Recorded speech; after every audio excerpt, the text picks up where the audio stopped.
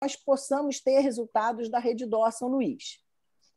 Esse processo será inserido nos protocolos dos hospitais, mas, primeiro, tanto nós, no Hospital Quinta D'Or, quanto o Dr. Raimundo Paraná, no Hospital Aliança, testaremos esse instrumento para que possamos compartilhar o instrumento já testado. Lembro que esses resultados pertencem a todos nós da Rede DOR São Luís e temos por trás o guarda-chuva do IDOR, que está nos suportando e nos cedendo todo o instrumento necessário para que a linha seja feita. Quero dar boas-vindas a todos os colegas que estão aqui prestigiando a nossa sessão. Estamos hoje com um pouco mais de 230 inscritos em nossa sessão, o que nos motiva a continuar, e isso nos dá muita alegria. E hoje nós teremos um temático sobre sarcopenia em paciente cirrótico, e nós convidamos o doutor Rafael Pinto, que é nutrólogo, ele é do Hospital Aliança, pesquisador do Hospital Aliança, e que vai nos apresentar a linha de cuidado. E temos também o doutor Renato de Castro Araújo, que é o coordenador da hematologia do Hospital Quinta D'Or e responsável pelo transplante de medula óssea no nosso hospital, o que muito nos honra com sua participação hoje, trazendo um caso de hipertensão portal não cirrótica. Vou passar a palavra para o Paraná, também para dar as boas-vindas, com quem eu divido esta missão de coordenar a hepatologia DOR. Paraná, por favor.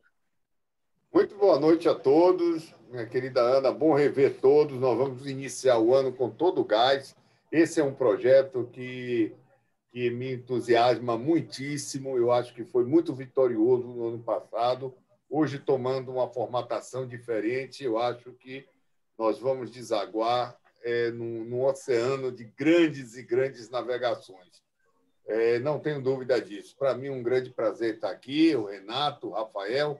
Rafael é um nutricionista do Hospital Universitário da Universidade de Sergipe, foi nosso nutricionista da unidade de fígado e hoje desenvolve a sua tese de doutorado conosco no Hospital Aliança. Tem especial interesse nesse assunto e acho que nós estamos inaugurando aqui no Brasil o primeiro centro que vai estudar, de fato, a sarcopenia no paciente cirrótico.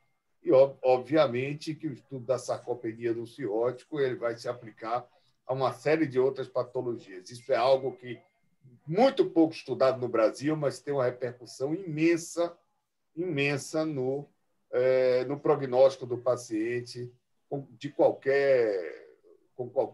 qualquer especialidade. Particularmente, a oncologia e a hepatologia são aqueles que têm esse indicador, esse achado de sarcopenia como mais crítico em relação ao prognóstico, sobretudo pacientes que vão a transplante hepático. Muito obrigado, Ana. Vamos passar a palavra para o Rafael. Boa noite, pessoal. É um prazer estar aqui.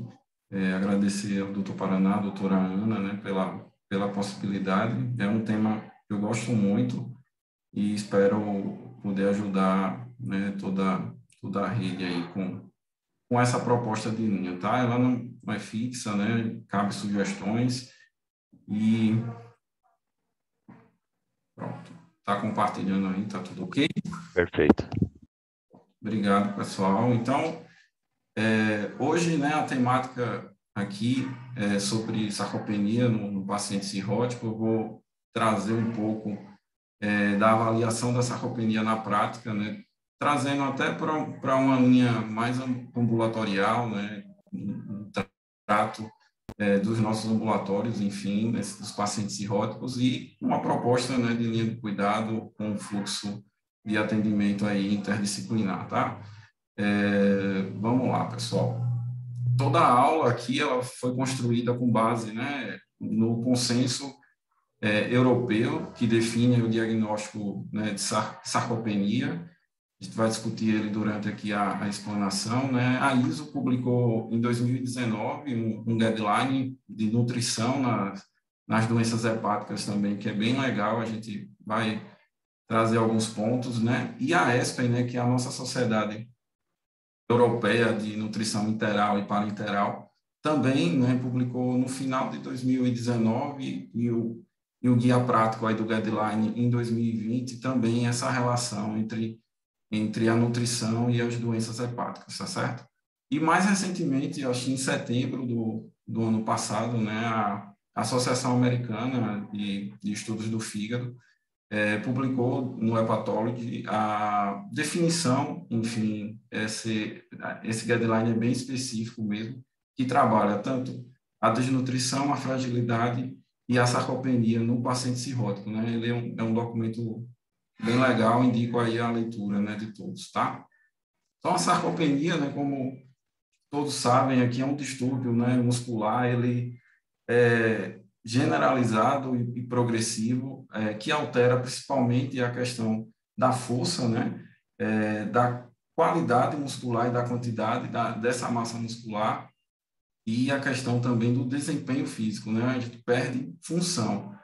Ela é muito presente no envelhecimento, né, esse corte aqui de TC mostra isso, né, no idoso principalmente, a gente tem uma inversão aí de composição corporal com o passar dos anos, e essa gordura, vocês observam que ela já começa a infiltrar na musculatura, isso compromete toda a função muscular, tanto de qualidade quanto de desempenho, né? O paciente piora muito, né, o quadro, né? E essa sarcopenia, ela é classificada em primária, que é muito ligada ao envelhecimento, ligada ao CID, né? Já tem o CID, na última atualização do CID-10, houve a inclusão da sarcopenia, isso é interessante e, enfim, enriquece a temática. E a secundária, que é muito ligada às doenças crônicas, que é nosso caso dos nossos pacientes, né, dos pacientes cirróticos, que geralmente aí o diagnóstico é realizado, né, nesses indivíduos, como é uma coisa, enfim, mais crônica, por TC, né, avaliando a miopenia. No Hepatology, ano passado, né, nessa publicação que eu citei no início, eles fecharam uma definição, né, da desnutrição, da fragilidade e da sarcopenia para o cirrótico, né, o paciente com insuficiência hepática. E eu destaco, né, que a literatura, né, que envolve as doenças hepáticas e a sarcopenia fecha o diagnóstico é um diagnóstico muito voltado aí para a diminuição da massa muscular, né, como vocês observam aqui na definição operacional, né, focado realmente muitos, né, trabalhos aí só com análise realmente da TC, né, da massa muscular, e a gente vai conversar aqui mais à frente, tá certo? E essa tríade entre, né, sarcopenia, fragilidade e desnutrição, ela é muito presente nos nossos pacientes, né?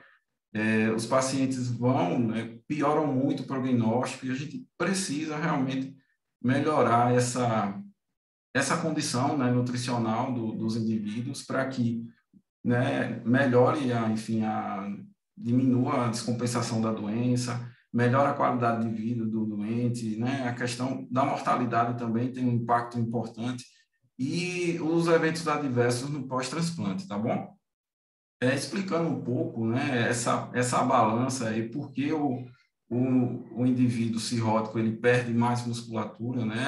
A insuficiência hepática ela altera, enfim, as vias, né, fisiológicas aí que estimula a degradação muscular, principalmente aí na via Fox, né, com o aumento da concentração de amônia. Então, é importante a gente controlar a amônia, não só por conta da encefalopatia, mas também da condição muscular desses indivíduos. E é realmente uma balança. Do outro lado está a atividade física, né, principalmente, que é um estimulador do músculo, principalmente aqui na via mTOR, que estimula a síntese, né, proteica, né, e esse músculo a gente consegue preservar o indivíduo, tá certo? Diminuindo aí o prognóstico ali, né, melhorando, enfim, o prognóstico. E esses nossos pacientes ainda, eles são muitas vezes sedentários, né, pelas condições de ascite, de edema, né, dificuldade de locomoção, e a questão do sedentarismo, né, e da das múltiplas internações, né? Esse é um estudo que, enfim, mostra o impacto do repouso e da imobilidade. O indivíduo idoso, né, aqui sem doença, só porque ficou deitado aí durante 10 dias, ele perde cerca de 1 quilo de massa magra, né? Isso quando é um paciente grave, um paciente em UTI, um dos nossos pacientes, né, isso é nítido, às vezes quando o paciente evolui com alguma complicação, sepse, uma hemorragia digestiva alta ou uma encefalopatia, enfim, mais grave, que ele vai para a UTI e fica um tempo de zero, né, em dieta zero, quando ele volta, realmente, ele tem um comprometimento muito grande de massa muscular, tanto de desempenho quanto de força, tá certo? E por que é tão importante, né, a gente diagnosticar e tratar, né, a sarcopenia? Porque ela traz um impacto aí na mortalidade expressivo, né, de quase 30%. Você imagina, isso a gente é sabido desde 2012. Então, a gente precisa caminhar e trazer, né, o diagnóstico, ela precisa ser vista e o outro passo aí é a gente, enfim, tratar e melhorar o estado nutricional do paciente como um todo, tá certo? Então, a sarcopenia, ela começou a ter destaque, enfim, em 2010, com o lançamento da primeira versão do Consenso Europeu, tá? Ela trazia, enfim, como diagnóstico aí, estrela principal, a massa muscular. Então, o indivíduo que tinha uma diminuição da massa muscular, ele já era classificado como pré-sarcopênico. Ele, com o diagnóstico aí também de diminuição de força muscular e desempenho físico, a gente já fechava a sarcopenia, né? Enfim, com essa tríade, a gente fecha a sarcopenia grave. E uma diminuição de massa muscular e força, ou de massa muscular e desempenho físico, a gente já fechava o diagnóstico de sarcopenia. Só que nos estudos, né, nos últimos 10 anos, foi observado que a força ela tem um melhor prognóstico em relação à mortalidade, né, um dado mais sensível. E aí, o consenso europeu ele foi atualizado no início de 2019, e ele trouxe algumas novidades, né, como uma triagem, o SARC-F, eu vou mostrar aqui para vocês, é bem tranquilo de ser aplicado, né, são poucas perguntas, e com esse instrumento a gente já pode triar, né, os pacientes que têm riscos ou não de sarcopenia. E aí, em vez, enfim, de ser a massa, né, o primeiro a ser avaliado, o que deve ser primeiro avaliado agora é a força, tá certo? Então, esses indivíduos, a gente avalia a força muscular, e aí já classifica ele como pré-sarcopênico, né, tem probabilidade de sarcopenia, avalia a qualidade muscular, eu vou, enfim, debruçar aí sobre essas avaliações, e aí a gente já confirma a sarcopenia, e para ver a gravidade, a severidade dela, é preciso avaliar o desempenho físico, tá certo? E aí a gente fecha o diagnóstico de sarcopenia severa. Esse é o SARC-F, ele é bem tranquilo, né, de ser aplicado, né, tem pontos de força, ajuda caminhar, subir escada, é bem funcional, é indicado para adultos, né? No Brasil houve uma validação para idoso, né, com a inclusão aqui da circunferência da panturrilha, e, enfim, ele é bem prático aí, pode ser utilizado na rotina, tá? Uma triagem nutricional que é bem específica para o cirrótico, ela é chamada de Royal Free, tá?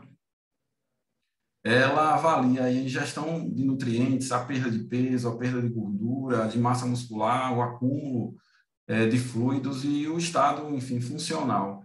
Ela dá um diagnóstico mais sensível à desnutrição, tá certo, pessoal?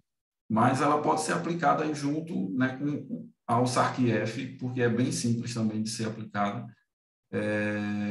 dentro do contexto aí de risco, né, de identificar o risco de sarcopenia e de desnutrição desses pacientes, tá certo?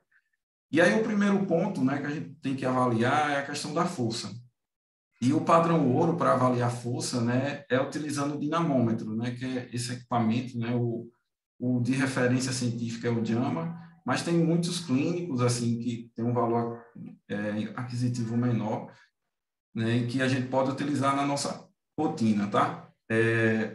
ele tem os pontos de corte, né, para a força, a mulher com ponto de corte de 16 e o homem para 27, né, os indivíduos que têm uma força menor do que esses cortes, a gente já classifica como com diminuição da força muscular. Mas o guideline, o consenso europeu, ele recomenda, né, outros tipos de testes, enfim, um teste mais simples, como um teste prático aqui de sentar e levantar, né? O indivíduo fica com os braços cruzados, enfim, numa cadeira, e ele tem que fazer 5 elevações no tempo aí de 15 segundos, tá certo? Ele conseguindo dentro desse tempo, a força tá ok. Se não, se for mais de 20 segundos, ele já tem uma diminuição da força, tá? Eu trouxe um videozinho para vocês, enfim, identificarem como é realizado o exercício. Ele é bem tranquilo, tá certo? Esse movimento, né, se fica, enfim, próximo, né, se for um paciente com risco de queda.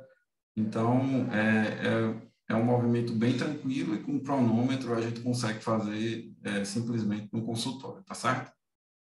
Vamos lá. O segundo ponto, né, para a gente fechar já o diagnóstico de sarcopenia, é a avaliação da massa muscular. É bem prático a gente utilizar a antropometria, né? O guideline recomenda o uso de CB, a circunferência do braço, e a área muscular do braço, né? Existem algumas medidas, mas hoje, né, com os aplicativos aí fica tranquilo fazer o cálculo, né, de adequação ou não muscular. A gente melhorando aí a questão da acurácia, enfim, né, do exame. Tem a questão, a biopedância, né? Mas a biopedância tem muita interferência dos líquidos, né? Tem ascita, edema, mas o guideline recomenda que a gente pode utilizar o ângulo de fase, que é uma das medidas, né, que é utilizada nesse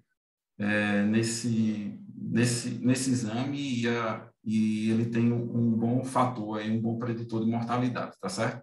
E o nosso padrão ouro para avaliar a massa muscular, que a maioria dos estudos em cirróticos utiliza, é a questão da tomografia no corte L3, uma TC abdominal, avaliando o músculo pessoas, tá certo?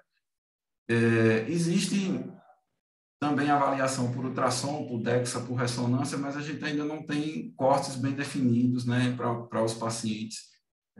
São estudos ainda primários, acho que com a evolução, né, da ciência, enfim, da literatura, esses cortes também vão ser definidos, tá? Aqui é a tomografia, né, o corte e o músculo onde é avaliado.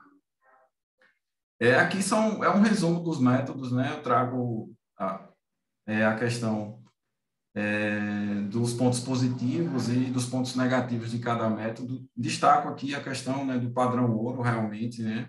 E não pedir um ATC para realizar a avaliação de sarcopenia, mas utilizar a ATC de forma oportuna. Muitos pacientes nossos, né, eles são pacientes de CHC ou pacientes que precisam, enfim, de tomografia de forma periódica, e aproveitar essas imagens para também fazer a avaliação da massa muscular, tá certo? Destaco, eles avaliam principalmente a área total do músculo pessoas, né? A questão da musculatura esquelética dessa região e a atenuação também da musculatura esquelética desse corte, tá certo? E aí, esses dois pontos que a gente falou, tanto a força de pressão manual como o ângulo de fase aí da BIA, né, a ESPEN, né, que a nossa sociedade traz como um dos melhores custo-benefícios, né, de ser avaliado, porque não é tão caro e é um bom preditor aí de mortalidade nos pacientes cirróticos, tá certo? E aí, como avaliar, né, o estado nutricional, né, desses pacientes? Vocês observando, enfim, enquanto médicos, né, enquanto farmacêuticos, enquanto equipe, enfim, multi, né? O guideline, a ISO, recomenda que a gente faça uma triagem rápida nesses pacientes, né? E avalia aí pelo IMC e o CHA-DI-PUG, a gente já pode classificar ele como com risco nutricional, né? Uma doença avançada, um CHA-DI-PUG-C, e o IMC baixo também, né? O IMC de desnutrição. E recomenda também a gente avaliar a sarcopenia, né? Com imagem, com força de pressão manual, ingestão. alimentar, isso é extremamente importante, tá bom? E esse IMC, eu destaco, né, que deve haver um padrão de descontos, né, por exemplo, da ACIT.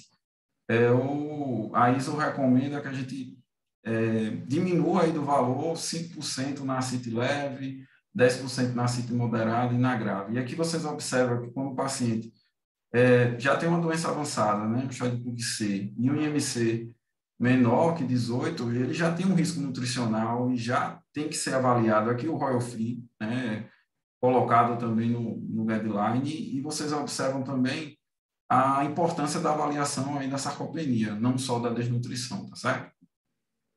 E dentro do cuidado nutricional, né, a gente sistematiza esse cuidado, né, para tratar a desnutrição e a sarcopenia. Eles são problemas nutricionais que a gente, né, consegue resolver, em partes da desnutrição sim, a sarcopenia não, com tratamento dietoterápico, tá? Não é só IMC, né? A gente precisa ter o entendimento global do paciente, né? A parte de antropometria, o IMC é uma parte da antropometria, né? Mas o exame físico, os exames bioquímicos, a história alimentar, para fazer todo, enfim, diagnóstico de triagem, admissão, diagnóstico, as necessidades, preferências, para chegar à prescrição nutricional individualizada e que realmente melhore aí o estado do paciente, tá certo? E toda essa prescrição e esses cálculos é baseado mesmo na literatura científica, né? O guideline, esses guidelines são bem específicos aí para cada estágio de doença, no transplante, na cirrose avançada, no NASH, quais são as complicações e o que a nutrição, enfim, enquanto equipe, pode também melhorar nesses indivíduos, tá certo? E o último, né, para a gente avaliar a velocidade, a gravidade dessa sarcopenia, é avaliar o desempenho físico. Tem os mais usados são esses 3 testes, que é a velocidade de marcha, o TUG, né, que é o teste cronometrado, e a bateria de desempenho físico. Tá? A maioria dos guidelines recomendam, de forma científica, usar a bateria de desempenho físico. Mas, de forma prática, a gente pode utilizar ou o teste cronometrado, que é simples, o paciente levanta de uma cadeira, anda 3 metros e senta na cadeira. Né? Isso ele tem que concluir em 20 segundos. Ou a velocidade de marcha, que é ainda mais simples. Né? O paciente tem que andar, né, 4 metros e você cronometra esse tempo também e faz um cálculo de velocidade média. Né? Se essa velocidade média dá abaixo de 0,8 né, metros por segundo, esse paciente também tem uma deficiência, né, um baixo desempenho físico, tá certo? É bem comum e bem fácil, né, a gente identificar a sarcopenia no desnutrido ou no idoso, né, mas a sarcopenia também está presente aí no obeso e no paciente que fica muito tempo acamado, né, enfim, eles precisam desse cuidado e desse olhar, tá certo? E hoje a gente trabalha, né, com uma síndrome, né, a síndrome da obesidade osteosarcopênica, e altera os 3 tecidos, né, tanto o muscular, o ósseo, quanto o adiposo, o tecido adiposo. Né? O jovem, se vocês olharem aqui nesse esquemazinho, ele tem a gordura, ela está inserida no tecido muscular e no tecido ósseo. Né? Quando a gente envelhece, inversão, né, aumenta o tecido adiposo e diminui o tecido muscular, isso é fisiológico. Mas você vê que a quantidade, né, de gordura nos outros tecidos se mantém similar, né, a quando, né, nós éramos jovens. No caso da obesidade osteosarcopênica, o excesso de tecido adiposo ele começa a infiltrar nesses tecidos, né, tanto no muscular como no ósseo, e isso diminui função e desempenho, né? E o paciente obeso ainda ele é um paciente inflamado, né? Eram os piores, enfim, são os piores pacientes de ser conduzidos, às vezes, em UTI, né? Principalmente os cirróticos aí também, é bem complicado, porque aumenta muito essa taxa de inflamação, e quanto mais inflamação, mais quebra, enfim, muscular, e o paciente fica cada vez mais desnutrido, né? Ele tem uma desnutrição, mesmo sendo obeso, na verdade. É um paradoxo, enfim, mas acontece, né? A gente tem o obeso sarcopênico. Então, é possível identificar a sarcopenia na prática clínica? Não é possível, né? Ela é necessária. A gente precisa, né, ter esse olhar para os nossos pacientes, porque ela gera um impacto direto aí no prognóstico, né? E a gente sempre quer que nossos pacientes vivam e tenham a melhor qualidade de vida, né? E recentemente também foi publicada essa revisão, né, de definição de sarcopenia no paciente cirrótico, e ele traz isso, né, que eu coloquei, e traz um ponto de discussão, né, que muitas vezes você viu que eu utilizei o guideline europeu, enfim, de sarcopenia de diagnóstico geral. Não tem cortes específicos para o paciente cirrótico. Então, a gente tem que avançar nessa linha, né, de pesquisa também, para que seja cada vez mais as recomendações de forma individualizadas, tá certo? E aí, entrando, né, eu coloquei na linha de cuidado, o guideline da Associação Americana, ele classifica aí os pacientes cirróticos, né, dentro da perspectiva de sarcopenia em primários, secundários e terciários, né? O primário são aqueles pacientes que não têm risco, estão em bom estado nutricional, né, doenças compensadas, e a gente tem que trabalhar nesses pacientes com a prevenção, né? Incentivando uma boa alimentação, a prática de atividade física e o segmento do tratamento, né? Para melhorar, enfim, a evolução dele. O paciente secundário, ele já é classificado quando ele já tem uma diminuição, né? Já foi triado com risco para sarcopenia, para desnutrição. Nesses pacientes, a gente precisa já iniciar, enfim, um tratamento mais específico, né? Encaminhar para o nutricionista e para o fisioterapeuta, né? O educador físico também, especializados aí, tratar esses indivíduos para que a gente consiga aí reverter esse quadro, tá certo? E o terciário é um paciente já com diagnóstico de sarcopenia, às vezes uma sarcopenia já severa, né? E né, tem que lançar a mão realmente de todas, né? A parte da nutrição, da fisioterapia e de vários tratamentos assim específicos aí, ou, enfim, com suplementação, às vezes com o uso de hormônios, enfim, na parte médica, para que o paciente ele evolua e a gente consiga melhorar esse estado nutricional. E aí é recomendado, dentro da linha, que os pacientes compensados sejam triados aí para sarcopenia a cada 8 meses e os pacientes descompensados de 8 a 12 semanas, né? A gente pode estar avaliando e reavaliando esses pacientes de forma ambulatorial, tá certo?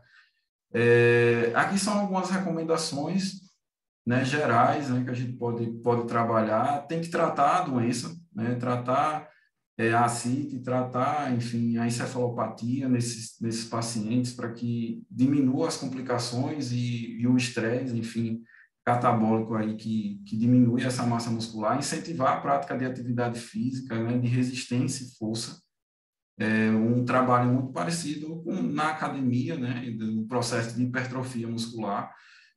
Na parte da nutrição, uma dieta hiperproteica, hipercalórica, né, com suplementação para atingir a meta desses indivíduos, acompanhar os micronutrientes, e um acompanhamento realmente individualizado para que ele realmente aceite todas a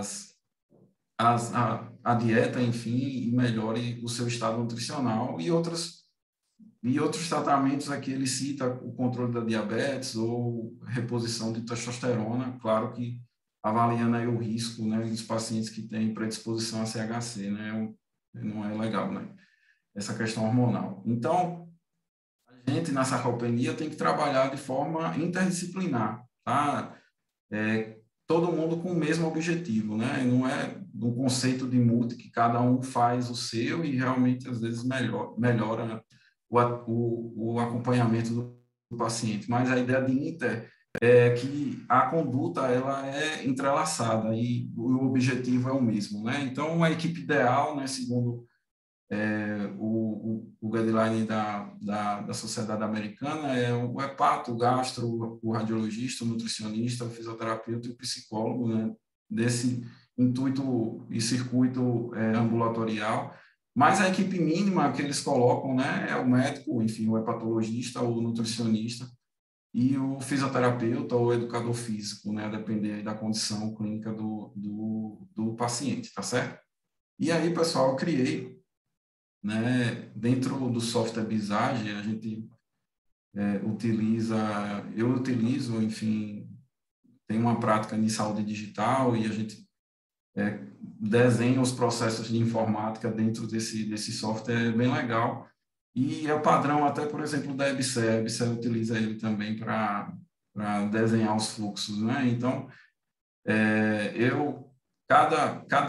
a gente chama de piscina, ou, enfim, cada raia aqui é a função, né, de um profissional. Inicialmente, aí, o médico, né, tem que avaliar a sarcopenia com a aplicação das triagens.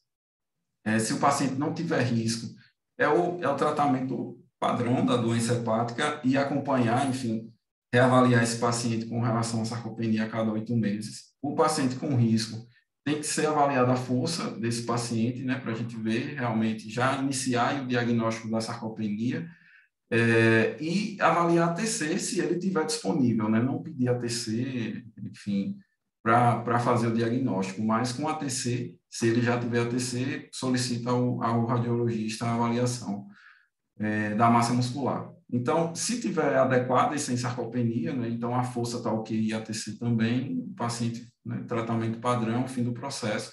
Se tiver diminuída, já entra com, o paciente já é pré-sarcopênico, né, o médico inicia o tratamento e encaminha para a nutrição e para a físio, né. O trabalho do nutricionista, a gente vai fazer uma avaliação muscular completa e nutricional, né, aplicar também o Royal Free, que é específico aí para o paciente cirrótico. O paciente sem risco e bem nutrido é uma prescrição individualizada, né, baseada aí nos guidelines, um acompanhamento de 12 em 12 semanas. E, enfim, ver até a melhora do paciente, né? E os pacientes com risco, com sarcopenia, obesos, né, ou com já um diagnóstico aí de desnutrição, esse acompanhamento tem que ser mais de perto, né? Então, a gente recomenda aí também uma dieta individualizada, seguindo aí os preceitos e as recomendações do guideline, e um acompanhamento de 8 em 8 semanas até melhorar, tá certo? Esses pacientes, a gente já tem aqui o diagnóstico de sarcopenia, mas a gente precisa avaliar a severidade, né, a gravidade da sarcopenia e só com desempenho físico, né? O profissional mais habilitado é o fisioterapeuta. Quando ele vê que esse desempenho físico está adequado, é observado, o paciente fica, né, adequado, ele tem um diagnóstico de sarcopenia padrão e a conduta, enfim, é a prescrição de exercícios, né, aeróbicos, de resistências adaptáveis, né, porque tem a condição de ascite, de edema desses indivíduos e, no caso de uma avaliação de desempenho físico diminuída, né, o paciente tem algum comprometimento, a gente classifica ele como com a sarcopenia severa. E, assim, a função é sinalizar para toda a equipe, né, da gravidade da doença e também, né, acompanhar e prescrever os exercícios que são recomendados, tá? Aí a gente volta aí para o nicho do médico, né, que deve ter outras perspectivas, talvez um tratamento mais avançado, outras possibilidades também para que a gente segure, enfim, a progressão dessa condição, tá certo, pessoal? Todas as etapas, né, para o diagnóstico da sarcopenia pode ser realizada por qualquer profissional, né, de saúde treinado. Então, no ambulatório, a gente consegue, enfim, treinando equipe de enfermagem ou a própria equipe de fisioterapia ou de nutrição, aí, fechar esse diagnóstico, tá certo? Dentro aí do preceito, enfim, da nutrição e do contexto geral, o tratamento, assim, é outra aula, né? Foi a que eu dei ano passado aqui ao grupo, mas o mais importante é uma ingestão proteica aí de 1,2 a 2, né? Atingir o VET do paciente, né? O valor energético total também é extremamente importante, né? Eles são bem catabólicos. É uma dieta hiperproteica e hipercalórica. A suplementação noturna, né, porque a gente diminui o tempo de jejum desses pacientes e o jejum é extremamente catabólico, né, eles perdem muita massa muscular. Infelizmente, nossos pacientes passam por muitos exames, a colono, a endoscopia, né, a própria TC, todos precisam de jejum, então a gente tem que minimizar ao máximo esse tempo de jejum, né, nos pacientes também quando estão hospitalizados, porque isso piora aí a condição muscular deles, tá certo? E mais específicos aí como suplementação de aminoácidos cadeia ramificada, né, o principal a leucina. Hoje traz aí que fontes proteicas diversificadas melhoram muito a aceitação do paciente e consequentemente, a resposta muscular, né? A gente tem que ter um olhar também na questão de micronutrientes, principalmente dos lipossolúveis, né? Dentro das vitaminas, né? Lipossolúveis. E a B1, né? A B1 muito relacionada aí com a encefalopatia, né? Na síndrome de Kwashiorkor. Esses pacientes precisam do acompanhamento nutricional, né, de prevenção, já tratando um pouco da prevenção do exercício físico e do cuidado realmente interdisciplinar. É isso, pessoal, que eu tinha para trazer. Obrigado aí e estou à disposição.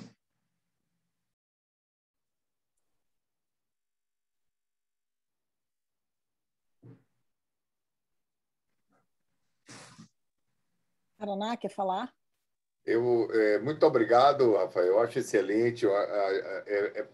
Nós temos que ter nos nossos hospitais de hepatologia núcleos multidisciplinares que trabalhem com sarcopenia. Eu tive agora uma experiência, Ana, interessante, um paciente meu, oncológico, mas livre de doença há muito tempo, com a doença hepática, provavelmente uma hipertensão portal não cirrótica vascular, com extinção do parênquima, por isquemia, e precisou ir para o transplante. Foi para o transplante em Miami, e a primeira coisa lá, ele foi recebido pelo grupo e, em seguida, foi chamado o time de sarcopenia.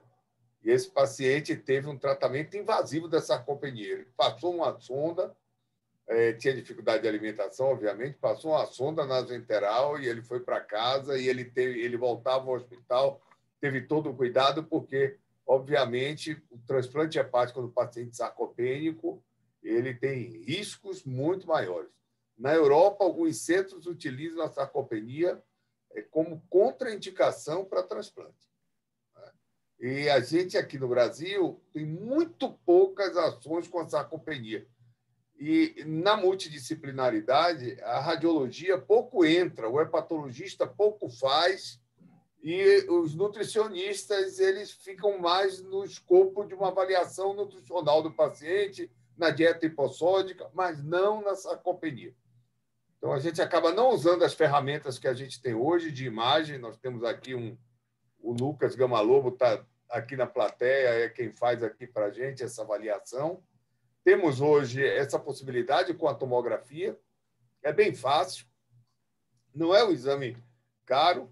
Temos a possibilidade de ter nossas equipes de nutrologia e de nutrição bem treinadas, mas a gente ainda não tem essa cultura no Brasil. E precisa ter.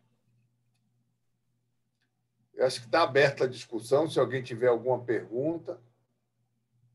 É exatamente pela importância do tema que nós estamos trazendo a sarcopenia como um dos carros-chefes para que a gente traga uma linha de cuidado Brasil. Eu concordo com tudo isso que você falou. É preciso que a gente tenha uma atenção muito especial para pacientes sarcopênicos, cirrótico, que é o nosso tema. E, conforme prometido ano passado, nós vamos testar um instrumento proposto aí pelo Rafael. Vamos colocar isso em prontuário para que a gente compartilhe com todos, para que possamos ter as ações da Rede Dor São Luís em relação à sarcopenia e podemos melhorar o nosso paciente sarcopênico portador de cirrose. Eu não sei se tem, não, só elogio aqui, Rafael. Eu tinha uma pergunta só para fazer para o Rafael, em relação a o que é que a gente pode fazer de imediato, enquanto a gente não tem essa estruturação toda. Você já mostrou, é muito fácil a gente avaliar a sarcopenia do paciente no consultório. Os testes são extremamente simples, são baratos. Agora, uma vez o paciente sarcopênico, informação básica alimentar. Esse paciente já vem cheio de restrições. Primeiro, que a família tem culturalmente aquela história de que não pode comer isso, não pode comer aquilo, porque tem doença no fígado. Um desastre isso. O paciente já vem com uma dieta hipossódica. Paciente que não reclama de dieta hipossódica porque não está fazendo. Né? Se estiver fazendo, ele está sempre descontente. Ele não, é terrível a dieta hipossódica. E como fazer? Como é que a gente pode manejar esse paciente? Por exemplo, que orientação você daria para o night snack, para o lanche noturno, que é quando o indivíduo perde muita massa muscular, né? O sono, no período do sono. E como você orienta a suplementação proteica? Com que tipo de aminoácido, se a gente vai fazer alguma suplementação industrializada e se a gente vai fazer uma suplementação num paciente que não tem acesso às formulações industrializadas, como você recomendaria para ele ter acesso ao melhor aminoácido para recompor a perda muscular dele? Excelente pergunta, professor. A gente, enquanto nutricionista, no primeiro contato, né, tem que realmente ver a questão dos mitos e das restrições, porque muita coisa realmente é popular e a gente consegue manejar, né? Próprio leite, né, o laticínio, que a gente, né, o paciente já vem hoje com intolerância à lactose já, mas não tem. E a gente focar principalmente nos lanches, né? O suplemento mais, enfim, indicado são ricos em aminoácidos de cadeia ramificada, tá? Ricos em leucina. Esses alimentos estão presentes também na carne, enfim, na soja, nas leguminosas, né? Eles são ricos. E pensando aí no jejum, né, nessa dieta, a gente chama de ceia, né, antes de dormir, a gente indica uma suplementação realmente, se o paciente não tiver condição, né, de comprar uma suplementação mais específica, focar também na questão dos laticínios, o mingau, enriquecido aí com alguns, né, com leite, enfim, leite em pó, que melhora aí o estado nutricional e a densidade nutricional desses alimentos, né? O próprio ovo, enfim, também é uma fonte proteica e a gente vai trabalhando conforme a condição demográfica também, né, do paciente, né? Tem uma pergunta aqui para vocês sobre a dieta vegana. Você falou aí que as leguminosas são uma fonte de aminoácidos de cadeia ramificada bastante interessante. Isso, Mas a gente tem uma dificuldade aqui, sobretudo no Nordeste, com as leguminosas. Mas a pergunta que Fabiana mandou para você é se a dieta vegana seria melhor. Isso já foi feito no Hepatopata, no passado. Ana vai lembrar. Teve uma época que o paciente com encefalopatia crônica se prescrevia a proteína vegetal, né? Foi uma época muito longínqua, isso não existe mais. Mas o que é que você acha da dieta vegana? Então, professor, o que o guideline, enfim, recomenda, eu estou lendo aqui a pergunta, é que as fontes proteicas elas sejam ao máximo diversificadas, né? Porque isso melhora a aceitação dos pacientes, eles têm realmente mais possibilidades aí, né, de cardápio e isso é importante, né, nesses indivíduos. Não precisa ser só, exclusivamente de aminoácidos de cadeia ramificada. Ele tem um papel importante, mas os outros aminoácidos também são essenciais para o processo de síntese muscular. Estou vendo aqui Ana Heloísa, eu acho que é a minha querida Ana Heloísa, lá de Foz do Iguaçu, falando sobre essa questão das restrições e da dieta não palatável. Aí eu queria ouvir até de Ana. Muitas vezes a gente vê o paciente aderir a uma dieta hipossódica e ele murcha, ele perde a massa muscular porque ele deixa de comer. Ele passa a comer só fruta. E aí, Ana, eu pessoalmente começo a liberar o sal. porque a essa altura é melhor você controlar a ascite com o diurético, se ele, obviamente, tolerar o diurético, do que ele entrar em sarcopenia, num processo de sarcopenia. Como é que você faz aí, Ana? Eu concordo também, eu acho que isso é super discutido, mas eu sou muito liberal. Peço para evitar muita proteína de origem animal em excesso, mas não vejo problema, entendeu? Assim, na prática, enfim, também o próprio guideline tem uma recomendação de que se a dieta hipossódica está diminuindo a aceitação do paciente, a gente precisa liberar um pouquinho. Eu liberava um sachêzinho de sal, que é 1 grama, durante um almoço ali, que é uma refeição hiperproteica, né? E hoje, até no Hepatologia do Milênio, a gente organizou uma sessão, eu trouxe uma colega que trouxe várias opções, enfim, de temperos naturais que melhora o sabor sem usar o sal, sem usar sal do Himalaia, enfim, essas coisas que tem hoje, mas com temperos naturais realmente melhorando o sabor dos alimentos e não da necessidade de adicionar. A gente coloca, né, são 2 gramas de sódio e 5 de NaCl, mas isso é no contexto geral, né? Todo o alimento ele já tem o sódio, então a gente tem que fazer esse cálculo em cima disso. E liberando 1 grama ali no almoço, já a dieta já não tem adição nenhuma de sódio, só dos alimentos, a gente consegue controlar. É muito melhor que ele coma, enfim, se alimente bem, e a gente controla aí a ascite com a paracentese e com o diurético. Rapaz, deixa eu te perguntar uma coisa. Olha, na França, muito tempo atrás, tinha um temperinho que usava para o cirrose chamado sel de celery, que é o sal de aipo. Sal de aipo. Isso tem aqui no Brasil? Então, professor, eu não tenho tanto, né, não tenho conhecimento, né, enfim, dessa... Já ouviu falar, Ana, aí no Rio? Nunca ouvi falar. Não, nunca vi no Brasil, mas você tem vários outros temperos que você pode usar, né? Então, você tem muita coisa que você pode substituir. Ô, Rafael, a tampa da caneta Bic é um espetáculo, porque você pode medir por ali. É o que eu acho. Eu falo, olha só, pega uma caneta Bic que todo mundo tem no bolso, usa tampinha para sua medida. Os doentes saem felizes porque você fala uma linguagem que é afetuosa e eles acham o máximo com aquela medida que pode esconder da esposa, do marido, não tem problema nenhum, ninguém vai saber. Eu acho isso máximo. Nas minhas orientações tem, e ela é bem simples. Tampa de caneta Bic, quem trabalha comigo no ambulatório já viu falar isso, Gabriela está aqui, e ela já me ouviu falar isso, mas fica olhando assim para a minha cara, isso é do tempo muito antigo, de 40 anos atrás, e que funciona. É muito bom. Claro. A tampinha do dentifrício também. Também. Eu prefiro a caneta Bic, porque o dentifrício ele varia. Olha, está excelente a apresentação, mas a gente tem que seguir com o horário. Eu quero dividir com os colegas, nós temos aqui várias pessoas online. Lembrar que nós vamos compartilhar essa linha.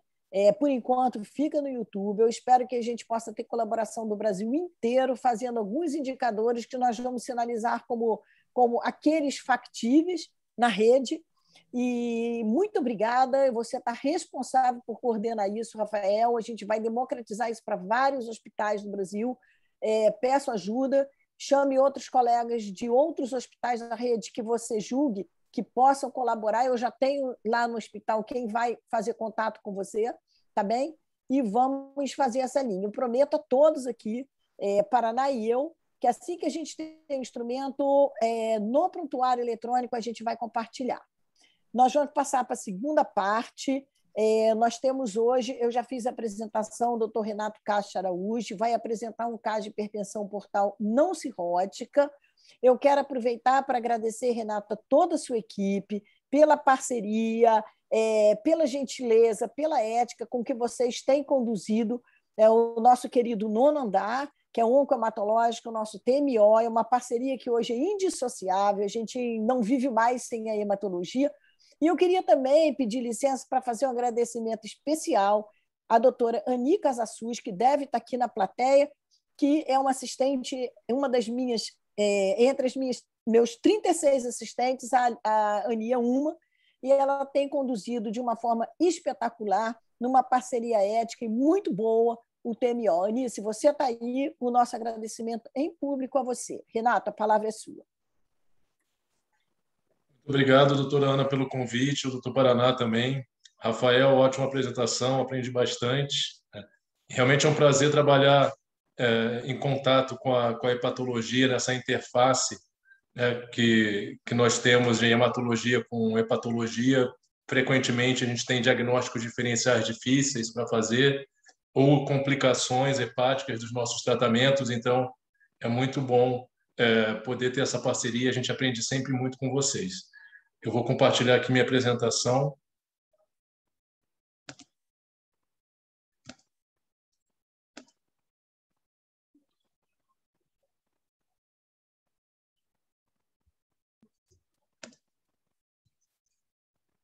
Então, o objetivo hoje é apresentar um caso clínico de hipertensão portal de causa não cirrótica.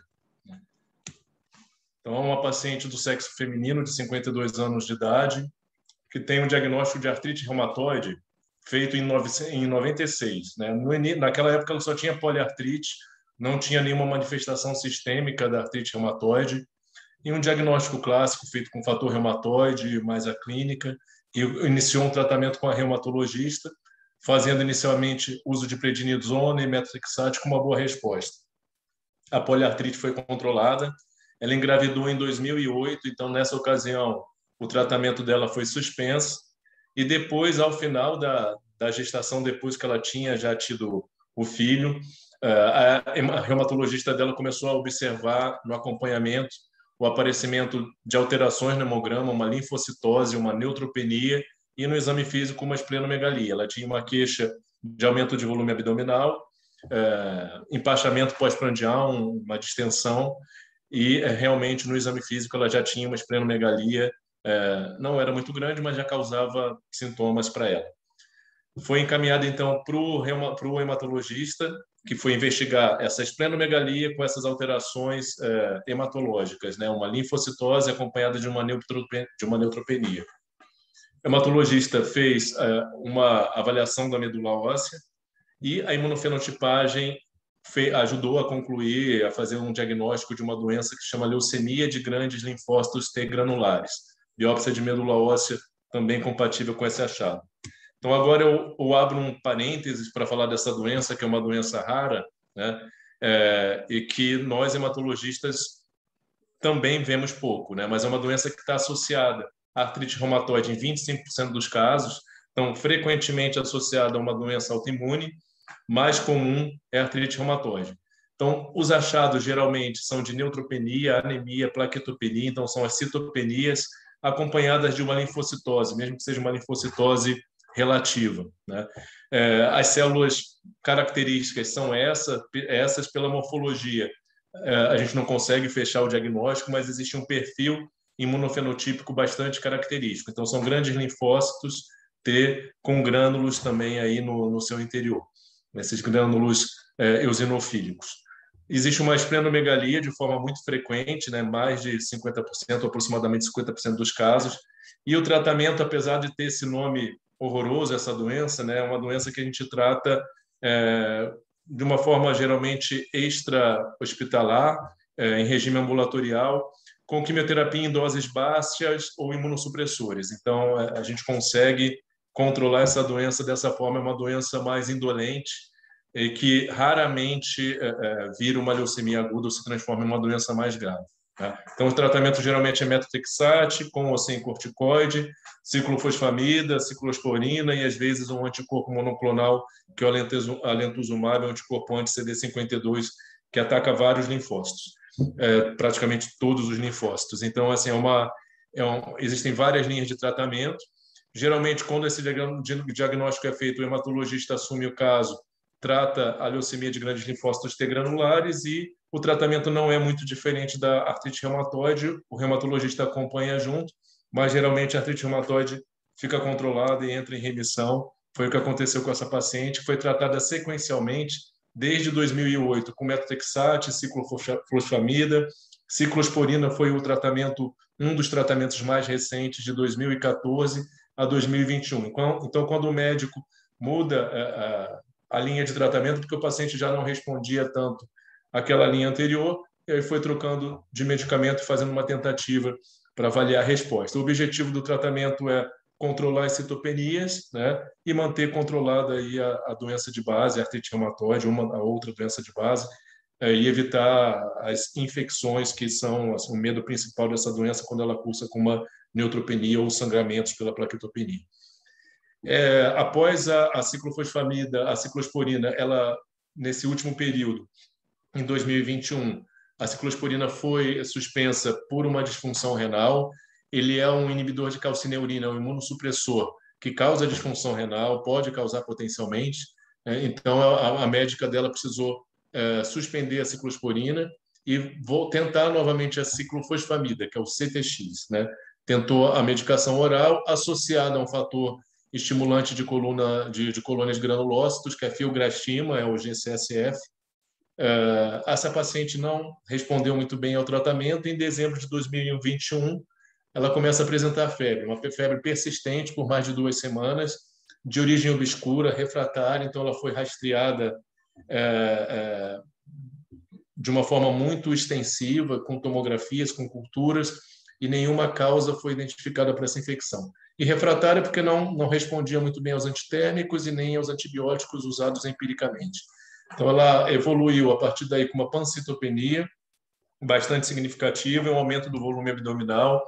Ela que já tinha tido uma regressão do baço com os tratamentos anteriores, com resposta dos tratamentos anteriores, voltou a apresentar uma hepatosplenomegalia, por isso ela é interna no Hospital Quintador em 27/12 de 21. Então, com uma neutropenia febril, uma pancitopenia e uma hepatosplenomegalia. Esses são alguns resultados de exames. Então, ela chegou a ter uma hemoglobina de 6,5, 300 leucócitos apenas e 6.000 plaquetas, uma LDH aumentada, com um perfil hepático também de enzimas hepáticas alteradas, não tanto as transaminases, mas moderadamente elevadas, aqui em torno de 200, TGO e TGP, mas as enzimas canaliculares mais aumentadas. Fosfatase alcalina chegou a 813, gama-GT 1.200. Bilirrubina foi aumentando progressivamente. Ela chegou a 5 de bilirrubina total, às custas de direta, com 4,13. Uma PCR bastante aumentada, o VHS também, e beta-2 microglobulina também. Então, era uma paciente que estava bastante inflamada, né? De exames complementares, coloquei alguns pertinentes aqui que nos ajudaram a fechar o diagnóstico dela. Ela tinha os triglicerídeos que estavam entre 170, fibrinogênio um pouco baixo, 72, ferritina de 4.360, ferritina bastante aumentada. Mais uma vez, um longo painel foi feito de investigação de infecção, sorologias negativas, culturas negativas e, inclusive, o PCR para histoplasma foi feito que estava negativo. Esses são achados do ecodoppler de sistema Porta, né? Eu agradeço aí ao Gilberto, que me ajudou a selecionar essas imagens. E, basicamente, o que a gente vê é um fígado que não tem alterações compatíveis pela imagem, ultrassonográficas de cirrose, né? Então, é um fígado homogêneo e sem alterações significativas na cápsula e nem no parênquima hepático. A gente vê uma esplenomegalia aqui de 19 centímetros no maior eixo, né? E a gente vê uma alteração do fluxo do sistema Porta, de alteração do fluxo no sentido hepatopetal. Então, quer dizer, ele mantém um fluxo hepatopetal, mas com uma lentificação e uma tendência a ter uma inversão do fluxo hepatofugal, né? Então, na verdade, é uma hipertensão Porta que eles conseguem, os ultrassonografistas, mensurar através dessas medidas todas, e depois eu conto aí com os hepatologistas se quiserem destrinchar um pouco mais esses índices de resistência, essas velocidades, mas o que o ultrassonografista coloca no laudo do exame é que é um aspecto compatível com hipertensão portal não cirrótica. Então, esse fluxo de sangue que deveria entrar no sistema Porta e passar e atravessar o fígado para cair na veia cava, a gente tem uma lentificação e uma tendência à inversão com uma hipertensão portal, e depois vai levar aí a CIT, a hepatosplenomegalia e outros problemas, circulação colateral. O que a gente tem aí na investigação quando a hematologia entra no caso, principalmente pela hepatosplenomegalia e pela pancitopenia? A gente faz uma avaliação da medula óssea, né, um mielograma, Novamente, ela tinha feito antes para fechar aquele diagnóstico de leucemia de grandes linfócitos T granulares. E aí o hemograma mostra, o mielograma mostra uma celularidade aumentada e múltiplos macrófagos com hemofagocitose de hemácias, neutrófilos e plaquetas. Então, a gente tem esses fagócitos aqui, são macrófagos, né? São células que estão fagocitando diversas células da hematopoese da paciente. Então, ela fagocita hemácias, fagocita eritroblastos, fagocita plaquetas, neutrófilos, e dessa forma que mais hemácias aqui. Dessa forma, a paciente tinha uma medula que era cheia de células, né? Mas, ao mesmo tempo, essas células estavam sendo, a maior parte, muitas delas estavam sendo fagocitadas, destruídas no ambiente intramedular, e por isso, no sangue periférico, ela tinha uma pancitopenia. E é uma situação bastante inflamatória que causa uma febre de origem obscura não infecciosa. A imunofenotipagem da medula óssea mostra essa ativação macrofágica, comprova, né? E mostra também 1,5% de células residuais da doença hematológica de base. Então, uma das nossas hipóteses diagnósticas era uma piora da leucemia de grandes linfócitos T granulares, né? Ou uma progressão, eventualmente, para uma leucemia aguda. E a gente comprovou, através desse exame, que não, que tinha um número muito pequeno de células. O que estava acontecendo era uma hemofagocitose, uma síndrome hemofagocítica. Então, esse diagnóstico foi fechado. Essa é uma situação que está relacionada geralmente é secundária a alguma causa, então pode estar relacionada a uma infecção secundária, uma infecção, ou uma ativação de uma doença autoimune, né? Acontece mais frequentemente em pacientes portadores de doenças autoimunes, e o que a gente tem que fazer é interromper esse processo de forma urgente. Isso geralmente é feito com corticoide e com imunossupressores, né, e quimioterápicos com a função de imunomodular esse processo e interromper esse processo. A paciente foi tratada com metilprednisolona, com pulso, né, dose alta, e com ciclofosfamida nessa dose, que é uma dose alta também, um quimioterápico com uma ação imunomodulatória muito forte. Ela teve uma resposta ruim, a febre e as citopenias foram mantidas, e aí a gente associou mais recentemente um outro quimioterápico que também tem essa função imunomodulatória, que é o Vepezid. E aí, com a ação combinada, né, ela mantinha o uso de um corticoide, tinha feito a ciclofosfamida há menos de 3 semanas, e nós associamos esse Vepezid, que é administrado inicialmente 2 vezes por semana. Com esse tratamento combinado, ela respondeu. As citopenias agora estão em recuperação, a esplenomegalia regredindo também. Ela saiu daquela fase crítica de risco de uma infecção secundária, uma neutropenia com sepsis, ou então um sangramento, né? E parou de fazer febre. Então, o estado geral dela melhorou, realmente ela está respondendo. Basicamente é isso. Obrigado. Essa paciente teve uma biópsia? De fígado, não. Só de medula óssea. Interessante. O padrão o que você descreve ali, do ultrassonográfico, é um padrão de uma síndrome de bloqueio de refluxo. E como essa paciente tem fosfatase alcalina e gama-GT anormalmente elevada, sugere fortemente que ela tenha uma síndrome de obstrução sinusoidal. Faltou ter alguns achados, às vezes, no ultrassom, parece como se tivesse pseudonódulos, que ela não tem, mas o aspecto é bastante compatível. Eu acho que uma biópsia mostraria isso. Ana? A gente questionou, pensou nisso, né? Mas era uma paciente que estava numa situação pró-hemorrágica muito grande, né? Sim, claro, e por isso, junto com a hepatologia, a gente achou que era melhor não arriscar. E aí a gente tem uma dificuldade imensa aqui no Brasil para fazer biópsia transjugular. Se fosse nos Estados Unidos, na Europa, teria feito. Mas a gente aqui tem uma dificuldade porque o catéter custa muito caro e as operadoras de saúde não liberam. Pelo menos aqui é a nossa realidade. Olha só, realmente, por que a gente trouxe esse caso? Primeiro, para mostrar a importância da multi e interdisciplinaridade com oncologia e com a hematologia.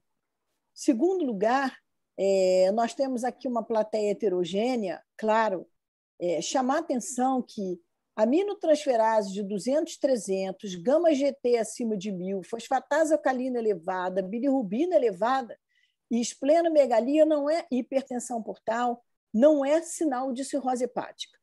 Essa é a segunda coisa. É importante que a gente lembre que existem as doenças sistêmicas, que existe a síndrome de hipertensão sinusoidal, a hipertensão portal não cirrótica, e o nosso diagnóstico, nesse caso, foi síndrome de oclusão sinusoidal, desde o início. Me foi perguntado sobre a biópsia, eu estava voltando de férias, eu falei, não vamos fazer. A doente está extremamente grave, mesmo que nós fizéssemos uma biópsia transjugular, nós não temos a menor dúvida diagnóstica. Discutimos exaustivamente esse caso com Renato, Renata, Ani, toda a equipe, e o que eu ponderei foi o seguinte, eu estou trazendo até porque eu quero ouvir uma opinião, ou a gente trata essa doente ou nós não temos saída. Claro que a gente tem diagnósticos diferenciais a serem acrescentados na gravidade. É uma doente que tem artrite reumatoide, pode ter o seu padrão de hepatopatia da artrite reumatoide, ela pode trazer consigo uma hepatotoxidez pelas drogas que ela usou, mas diante dessa evolução que vocês estão me colocando, eu não tenho a menor dúvida que a gente está diante de uma síndrome de oclusão sinusoidal. Para a gente indicar uma biópsia, eu não tenho muita dúvida. E as outras coisas que possam aparecer são lesões de artrite reumatoide que eu não vou conseguir enxergar nesse momento, não vai fazer a menor diferença para a nossa proposta terapêutica, e alguma coisa para a Dili que também não vai, ela precisa de uma medicação. Aí veio a segunda pergunta. Ana, a gente vai ter que fazer corticoide. Endoscopa ou não? Eu falei, deixa eu pensar rapidamente, meio segundo, não. Assumi também a não endoscopia, porque era uma doente extremamente grave que ia fazer corticoide. Você sabe que chega um momento da vida que a gente tem que assumir algumas coisas, mas diante daquele painel laboratorial que me foi apresentado na ocasião, eu disse, eu vou conseguir fazer pouca coisa por ela se eu precisar ligar uma variz de esôfago, né? Então, eu prefiro arriscar.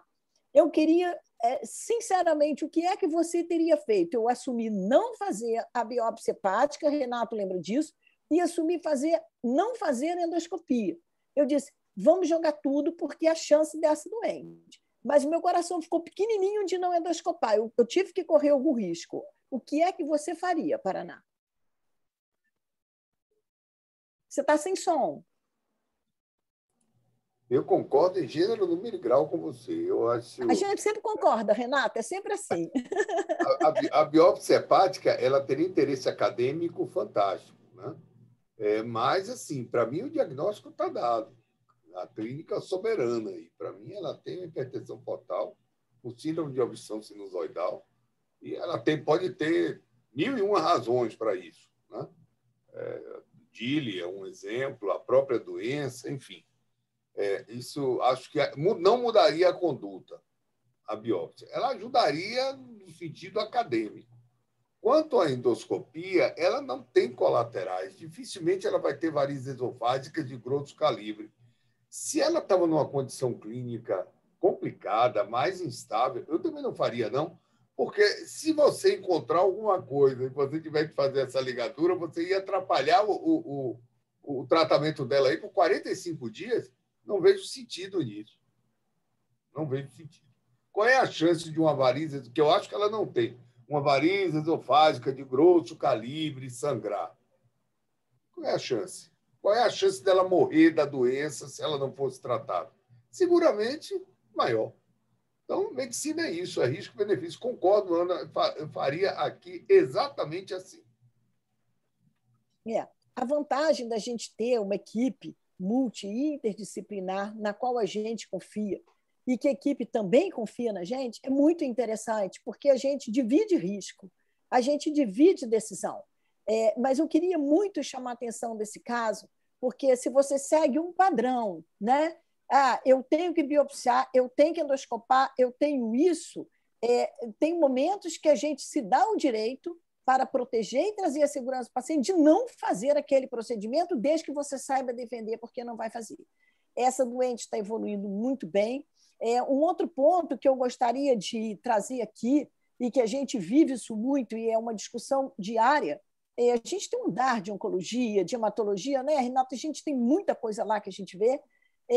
São esses pontos, a gente vai discutir isso ao longo do ano, e eu me antecipei, porque a gente vai ter uma sessão sobre hipertensão portal, a gente vai trazer um outro caso, hipertensão portal não cirrótica. São aquelas icterícias que impedem a continuidade da quimioterapia. O que é que você faz? Aquelas síndromes de compensação hidrópica com grandes ascites, numa síndrome de oclusão sinusoidal, numa hipertensão portal não cirrótica, que às vezes você tem que assumir e que fazem com que você pare o tratamento. Isso é um tema fantástico, eu gostaria de ouvir aí a plateia, você, Paraná, como é que você tem conduzido isso? Você tem nível de bilirrubina? Porque essa moça foi a 5, né, Renato? Pela doença, por tudo, mas às vezes você tem um quimioterápico que é impeditivo você continuar, e o oncologista vira para você e diz assim, olha, com esse valor eu não posso continuar, e você fica pensando o que você vai fazer, né? Porque não dá. Ou então uma ascite de grande volume que é impeditivo para você continuar a terapêutica. A gente trabalha com várias coisas, serão trazidos casos aqui, vários colegas aqui podem se inscrever também, falar conosco, com você ou comigo, mas eu queria ouvir o que é que você tem feito e Renato, opina, vê o que você acha da nossa conduta.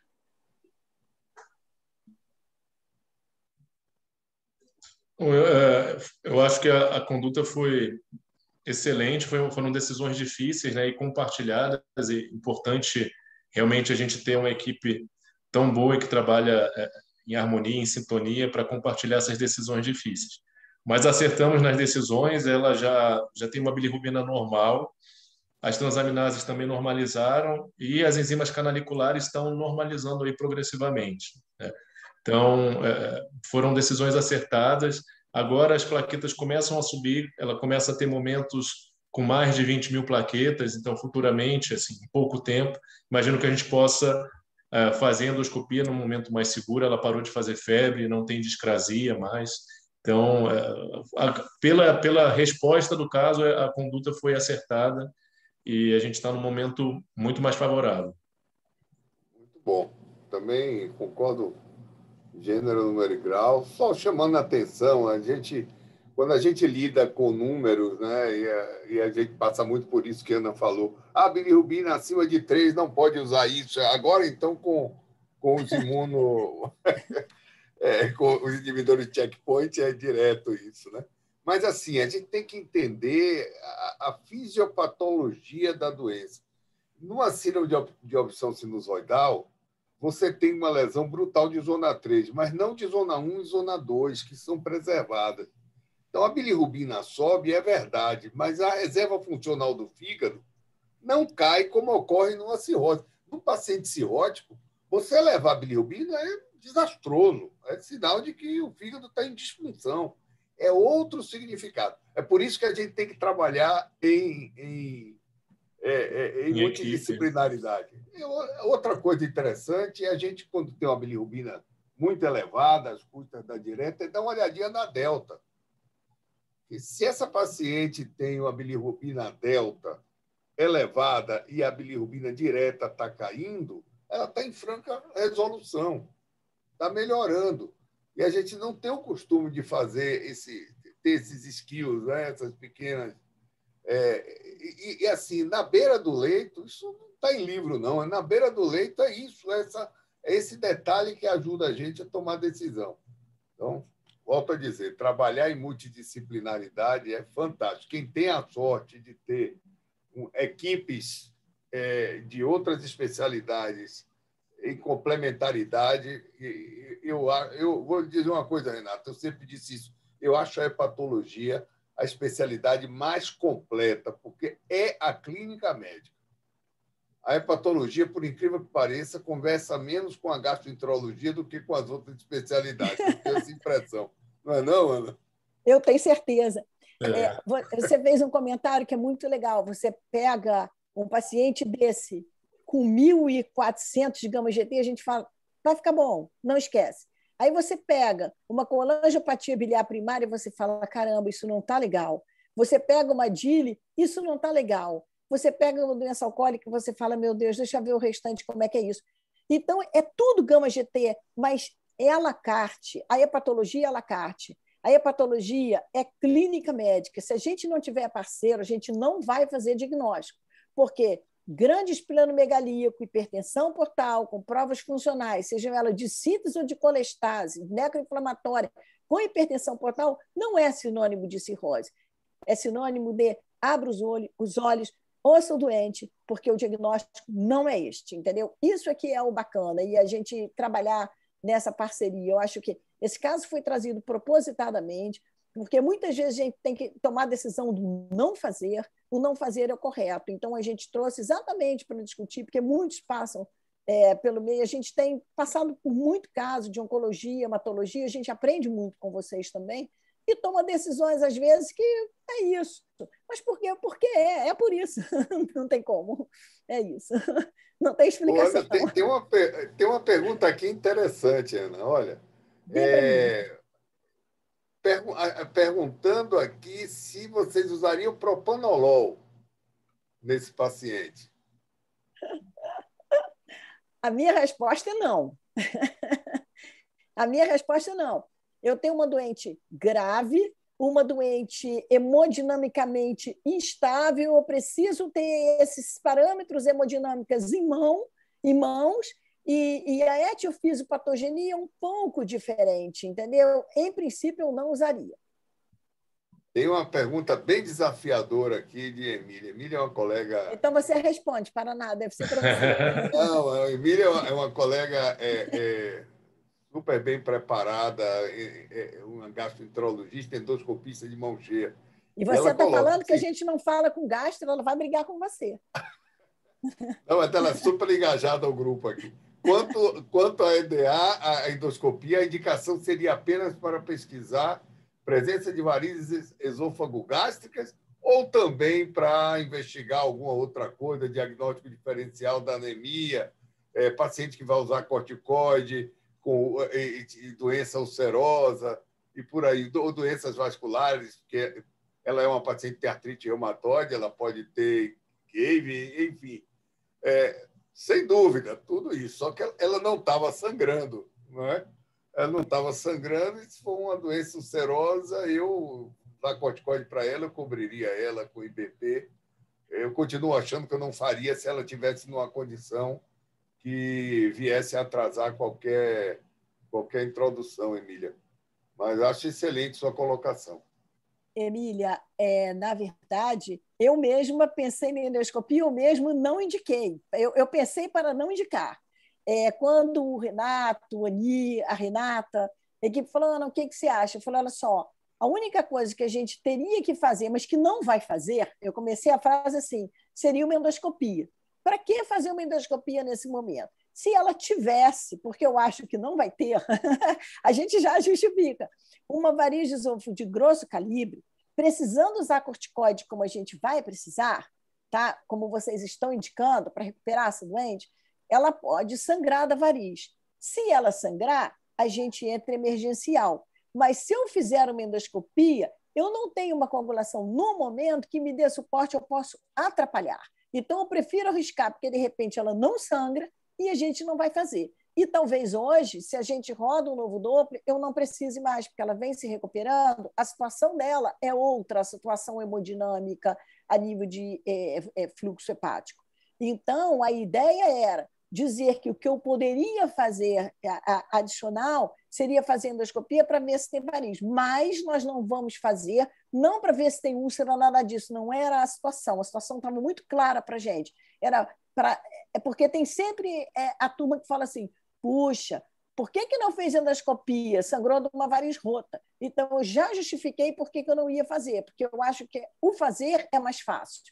O não fazer é mais difícil. O não fazer, ele tem que vir com uma justificativa firme e clara. Por isso que eu falei, teria isso, mas eu não vou fazer. Foi isso.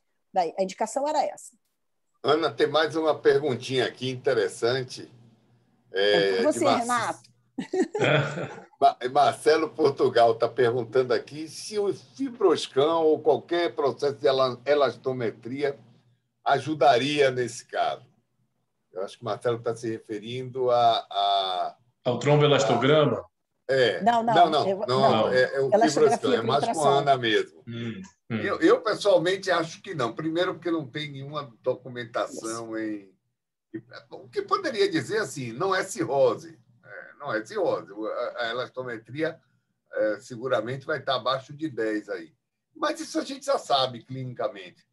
Eu não acho que venha ajudar. Não sei, porque eu não conheço, mas aí, Marcelo, você conhece com muito mais propriedade do que eu, é seu tema, se seria como um critério de resposta. Perfeito. Na medida, não é? Na medida que você faz seriadamente, eu não sei. Eu não tenho essa informação. Mas me parece que, se tivesse alguma utilidade de fibroscan, era muito mais para isso. Marcelo, eu concordo com o Paraná. Você viu, Renato, que a gente concorda sempre, né? Eu acho, já é combinado, tá? Olha só, eu não tenho nenhuma vivência de padrão com N significativo, você deve ter muito mais que eu isso, para dizer meus parâmetros de melhora ou não melhora. Mas eu acho que seria uma ideia puramente acadêmica para a gente ter uma sequência e determinar padrões de corte de melhora para essa doente. Porque a gente vai ter sinais indiretos, um baço que diminua, um perfil laboratorial que tenda à normalidade, uma estabilidade clínica, e eu só posso acreditar que essa arquitetura hepática esteja melhorando. É o que eu posso acreditar. Então, eu acredito que esse parâmetro de corte para você ter quilopascal ou qualquer outra medida que fosse, né, você teria melhora. Mas para te dizer, olha, abaixo de tanto quilopascal, isso melhorou, eu não tenho essa resposta. Mas a gente seria puramente acadêmico. Mas a gente estava com uma doente internada por seguradora, teria que justificar, e a gente tinha tantas outras coisas para acrescentar gasto que a gente para pensar que não era uma coisa puramente acadêmica, é uma coisa que eu estou sendo suportada por uma seguradora. Mas se eu tivesse num protocolo de síndrome de oclusão sinusoidal, certamente eu colocaria protocolarmente para que eu tivesse parâmetro e depois para perguntar para os ultrassonografistas o que eles acham de parâmetro de corte. Puramente porque eu também não ia saber dizer tem tanto de quilopascal, baixou para canto. Eu não sei o que isso significa para vocês, porque vocês sempre ensinam para a gente que quando você tem bilirrubina alta, quando você tem isso, tem aquilo, isso é hiperestimado. Nesse padrão laboratorial, eu não sei nem o que seria verdadeiro ou hiperestimado. Por isso, a gente não fez, por essas razões todas. Mas é bem lembrado. Legal. O Lucas Lucas Gamalobo é o nosso imaginologista que vê as sarcopenias. Talvez numa próxima oportunidade a gente possa falar sobre isso. Né? Ele coloca aqui, sessão espetacular, ótimo. E uma outra colega coloca que ficaria preocupada com o grau das varizes e sinais premonitórios de sangramento. A gente não deixou de ficar preocupado, não. Foi só Eu rezei muito, muita vela acesa, muita oração, né, Renata? Mas algumas coisas... minha preocupação foi botar na situação de estabilidade dessa moça, numa endoscopia, trazer alguma lesão, trazer muito grave. A situação dela era muito grave. Então, a gente não fez consciente, pesando risco e benefício, só por isso. Mas eu te juro que a gente ficou muito preocupada também, muito. Não deixamos de ficar preocupados, apenas assumimos o risco, né, Renato? Foi isso. Lembrando que ela chegou a ficar com menos de 10 mil plaquetas, né, uma plaquetopenia refratária à transfusão, discrásica com menos de 100 de fibrinogênio, né, o TAP PTT alargados, desdímero aumentado, então fazia uma CIVD por conta dessa doença da hemofagocitose, um risco hemorrágico altíssimo. Eu me lembro que um dia eu cheguei lá, você nem estava nesse dia, Renata, você ia chegar mais tarde. A Renata, eu disse, e aí, melhorou? Estavam Renata, Nia, residente Amato. Não, 6 mil. Eu falei, ai, meu Deus, vamos continuar rezando. E aí ela desceu para o CTI, eu disse, acertada a nossa decisão de não ser invasivo, muito acertada. Eu me lembro disso. E foi bem legal, entendeu? E depois, quando ela começa a melhorar, aí é espetacular. É uma alegria imensa por tudo aquilo que você não fez, além da melhora da doença, né? Mas por tudo que você deixou de fazer, a gente fica muito feliz, porque a gente não foi invasivo, a gente foi firme, a gente assumiu o risco, como assumir muitas coisas, mas tem uma época na vida que a gente tem idade de assumir risco, né? Tem isso, tem que aprender, né? Então, né, se tem uma parceria legal, é bem legal, tá? Renato está aqui, o Paraná, Renato Cury está na sessão, a gente precisa fazer contato com ele para inseri-lo em apresentações, tá? Legal. Renatinho, tá bom? Muito legal. Bom. Renato, você vai encerrar a sessão. Bom, doutora Ana, muito obrigado pelo convite, aprendi bastante, doutor Paraná, Rafael. É a segunda participação, desde que eu me lembro, que a gente tem, né, hematologia na seção da hepatologia nacional, e sempre trazendo casos muito interessantes de interface que a gente aprende bastante. Com certeza vamos ter outras participações aí juntos em outras reuniões, em reuniões da hepatologia e da hematologia. Muito obrigado pelo convite, pelo aprendizado. Rafael? Eu queria agradecer, né, doutora Ana, doutor Paraná também, pela oportunidade, né? Um prazer estar aqui com vocês e, enfim, foi minha segunda participação também com a de Renato e parabéns aí pela iniciativa, né, enquanto rede, acho que só fortalece aí a Rede Dom. Obrigado. Paraná? Bom, pessoal, muitíssimo obrigado, achei ótimo. As duas apresentações excelentes, muito enriquecedoras, é para isso que a gente está aqui, também para trocar experiências e colocar também as nossas dúvidas para todo mundo. Acho que esse ano nossas sessões vão ser espetaculares, viu? Não percam as próximas. Grande abraço a todos. Prezados colegas, eu quero aproveitar para convidá-los para o dia 24 de fevereiro. Nós estamos decidindo, nós temos 12 linhas de cuidado, nós desenhamos as linhas de cuidado ao longo do ano, mas não definimos ainda na totalidade qual será a próxima linha. Mas tenham certeza que nós estamos aqui desejando muito que vocês tragam casos, que se candidatem, por favor, passem nosso e-mail, nosso telefone, está no Zap de Hepatologia DOR, tem um caso, quero participar dessa linha, nós estamos pedindo que os coordenadores de linha contatem os outros colegas, isso é para ser feito um trabalho a 200 mãos, não é 2, 3 pessoas, são 200 mãos. E se a sarcopenia não entrar, o responsável é o Rafael. Tá bom? Gente, muito obrigada.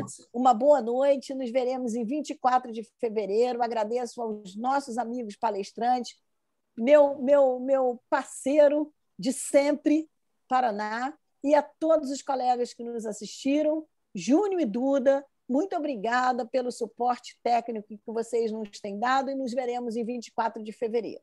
Tenham uma ótima noite. Vamos jantar, pessoal. Obrigado. Boa noite. Até logo, pessoal. Boa noite. Nossa.